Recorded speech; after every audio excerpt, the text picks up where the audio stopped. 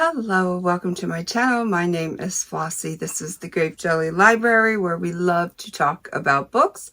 I am so glad you could join me. I always look forward to your visit.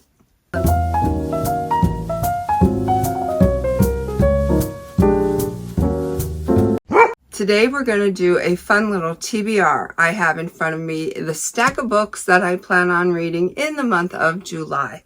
Comment below, let me know, what will you be reading? Before we get started, please give this channel a subscribe if you like varied books like I do. I don't stay in my lane when it comes to reading. I will cut across 4 highway lanes to get over into a lane I don't even like. I don't really like horror. I don't like science fiction, but I will go in your lane, so watch out for me. All right, let's get into these books. July, there are 2 book events that I am participating in. One of them is hosted by Michael K. Vaughan. It is called BookTube at War.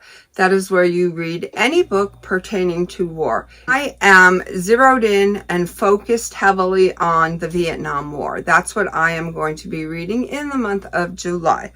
I am finishing up And a Hard Rain Fell by John Ketwig. I'm halfway through. I started that in May. I paused it so that I could finish the rest of it in July once I found out that there even was such an event. This is a book I don't have to read. This is a book I want to read. I want to read it out of respect for all of those who went over to Vietnam. Those who survived, those who lost their lives, those who went missing in action. So this is the second book I'm going to read, Vietnam War Almanac by James H. Wilbanks. It looks like this, and it takes you chronologically throughout the war from its beginning to end. It kind of looks like this on the inside, and I have a feeling I'm going to learn a lot. So they are the 2 books that I will be reading for BookTube at War. You could, if you choose, pick up a book. It doesn't have to be about Vietnam. It doesn't even have to be nonfiction. It could be fiction. If you want to participate in this, head on over to Michael K. Vaughan's channel. He can tell you more about this than I ever could, since he is the creator of it. But it's a wonderful event to participate in, and I'm so glad that I am privileged enough and fortunate enough this year to do that. Here I am doing a group read with a bunch of other booktubers, and we are reading George Orwell's 1984. This is a reread for me. Now, anybody who watches my channel knows this is my most hated book. I do not like this book at all, but I am all for second chances. And so this book is getting a second chance for me. We will see coming out of this if my opinion has changed with this book. All right, so it is summer where I am from. And when I think of summer, I think of long, hot, sweaty days. And what better to read on a long, hot, sweaty day than a romance novel? Yes, I am good for at least 1 romance per summer. And this summer, I am choosing Alexa Martin, Better Than Fiction.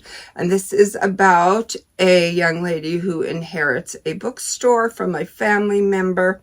I'm gathering she's going to find some sort of love within the dialogue of this story. I'm here for it. Love isn't always by the book in this charming romantic comedy about a bookseller discovering how to be the main character in her own story. As a self-proclaimed book hater and a firm believer that the movie is always better, Drew Young didn't anticipate inheriting her grandmother's bookstore, the Book Nook. She's in way over her head even before the shop's resident book club, compromising 5 of the naughtiest old ladies ever, begins to do what it does best: metal. Okay, so it says here, one of Martin's signature stories. Clever, relatable, flirty, and warm. Just what summer should be. Flirty and warm. The next book I want to read is The Screwtape Letters by C.S. Lewis.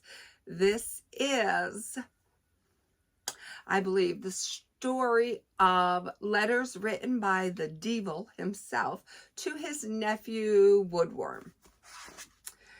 This classic has entertained and enlightened readers the world over with its sly and ironic portrayal of human life and foibles from the unique vantage point of Screwtape, a highly placed assistant to our Father below. At once wildly comic, deadly serious, and strikingly original, C.S. Lewis gives us the correspondence of the worldly wise devil to his nephew Wormwood, a novice demon in charge of securing the damnation of an ordinary young man. The Screwtape Letters is the most engaging account of temptation and triumph over it ever written. Comment below. Let me know, have you ever read this book? If you did, what did you think of it? That's a first time read for me. All right, I like to, balance things out. So I'm going to counteract that romance novel with another, I don't know. Yeah, maybe another romance novel. Love in the Time of Serial Killers. Yes, it is. Can true love survive her true crime obsession? The true crime is not reading this novel. Oh, the true crime is not reading this novel, meaning we should be reading it. It's a crime if you don't read this novel. One woman is going to have to learn how to give love a chance when she's used to suspecting the worst in this fresh romantic comedy. We love comedies, and who doesn't love a little romance in the summer loving months?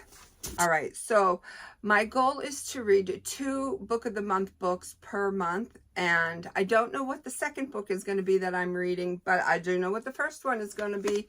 I chose My Murder by Katie Williams. Yeah, I'm gathering that we're going to have to figure out who killed us by the title, right? What if the murder you had to solve was your own? Okay, there it is. Lou is a happily married mother of an adorable toddler. She's also the victim of a local serial killer, recently brought back to life and returned to her grieving family by a government project. She's grateful for this second chance, but as the new Lou adapts to her old routines and as she bonds with other female survivors, she realizes that disturbing questions remain about what exactly preceded her death and how much she can really trust those around her. Now, it's not enough to care for her child, love her husband, and do the work she's always enjoyed. She must also figure out the circumstances of her death. Darkly comic, hotly paced, and full of surprises. My Murder is a clever, devour-in-one-sitting twist on the classic thriller. Okay, we love those kind of books, especially in the summer months. Devour in one sitting. Yes, what more could you want in a book? The next book that I want to read, super fun, Swamp Story by Dave Barry. All right, it says that Dave Barry lives in Florida, so I guess he knows a thing or two about alligators, huh? Jessie Braddock is trapped in a tiny cabin in the Everglades with her infant daughter and her ex-boyfriend, a wannabe reality TV star who turned out to be a lot prettier on the outside than on the inside. Broke and desperate for a way out, Jessie stumbles across a long-lost treasure which could solve all her problems, if she can figure out how to keep it. The trouble is, some very bad men are also looking for treasure, and they know Jessie knows where it is. Meanwhile, Ken Bortle of Bortle Brothers Bait and Beer has hatched a scheme to lure tourists to his failing store by making viral videos of the Everglades melon monster. The monster is in fact an unemployed alcoholic newspaper man named Phil wearing a Dora the Explorer costume head. Incredibly, this plan actually works, inspiring a horde of TikTokers to swarm to the swamp in search of the monster at the same time villains are on the hunt for Jesse's treasure. Amid this mayhem, a presidential hopeful arrives in the Everglades to start his campaign. Needless to say, it does not go as planned. In fact, nothing in this story goes as planned. This is, after all, Florida, and sounding a little bit like real life to me. And the book that I just started last night when we went to see the fireworks, I thought it would be in my better interest to bring a book because you just never know. And 2 chapters I got in last night, and I got another 2 chapters in this morning, and we are flowing along nicely. Saturday Night at the Lakeside Supper Club by J. Ryan Straddle. And so far, loving it. This is about a woman and a daughter and a mother and relationships between these women. And it's also about relationships between men and women, brother and sister, father, son, father, daughter. There's a lot of family dynamics going on in this book. It's revolving around a restaurant, I should say diner. It's more of a diner, an upscale diner. And I'm loving it so far. Very good read. So they are the books that I know of. I might throw a couple in the mix if I finish these. So that's it, my book friends. That's what I wanted to share with you today. I'm off to work now. So until we meet again, know that I love you. Be well, be good, be reading, and may all your book dreams come true.